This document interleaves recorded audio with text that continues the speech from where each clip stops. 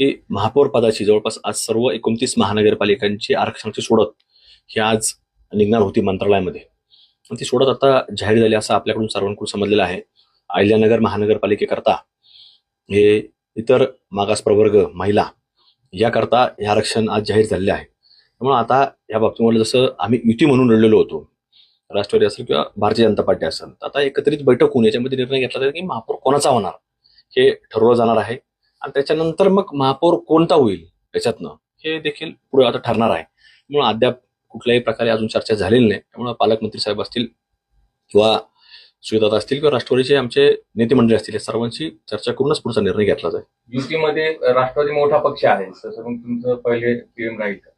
नाही, शेवटी समन्वय हा महत्वाचा आहे. कारण की आम्ही सुरुवातीपासूनच अगदी निवडणूक सुरुवातीला सुरू होण्याच्या अगोदरच हे समन्वय राखण्याचा प्रामाणिकपणे प्रयत्न केला. त्याचं फलित देखील आपल्याला पाहायला मिळालं. आणि तशाच प्रकारचा समन्वय हा यामध्ये देखील राखला जाईल.